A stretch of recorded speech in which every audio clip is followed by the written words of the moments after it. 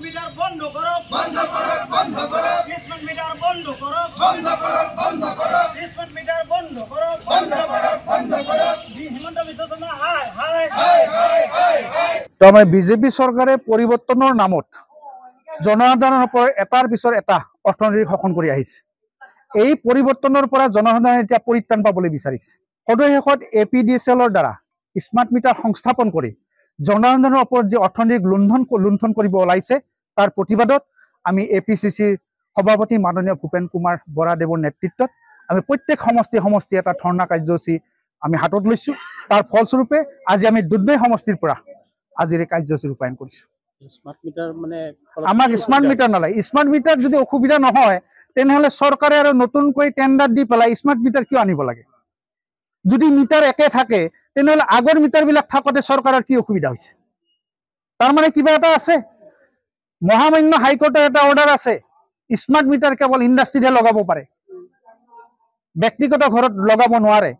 কিন্তু আজি সেই মহামান্য আদালতৰ ৰায় বা অৰ্ডাৰ আদেশ অমান্য কৰি আমাৰ অসম চৰকাৰে APDSL দ্বাৰা স্মাৰ্ট মিটাৰ সংস্থাপন কৰি ৰাইজৰ ওপৰত পুনৰবাৰ মাধমাৰ সদাব বিচাৰিছে। ইয়াত আমি কেতিয়াও মানি নলওঁ।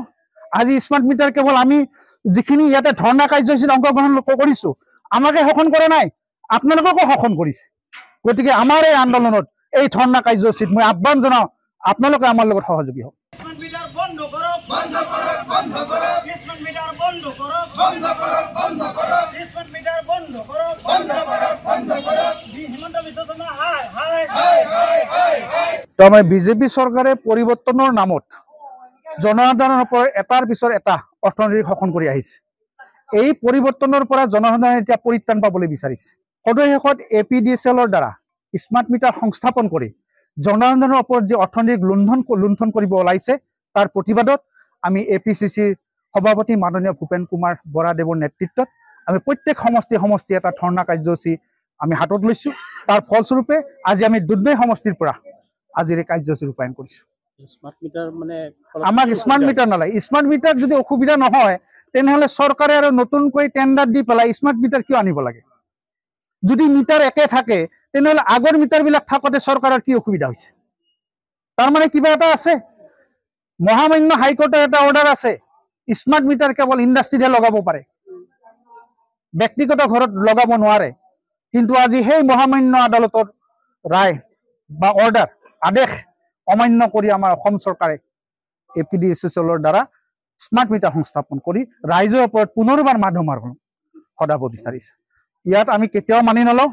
আজি স্মাৰ্ট মিটাৰ কেৱল আমি যিখিনি ইয়াতে ধৰ্ণা কাৰ্যসূচীত অংশগ্ৰহণ কৰিছোঁ আমাকে শোষণ কৰা নাই, আপোনালোককো শোষণ কৰিছে। গতিকে আমাৰ এই আন্দোলনত এই ধৰ্ণা কাৰ্যসূচীত মই আহ্বান জনাওঁ, আপোনালোকে আমাৰ লগত সহযোগী হওক। যিকোনো খবৰৰ বাবে যোগাযোগ কৰক 7099017330 অথবা 7099017990 নম্বৰত।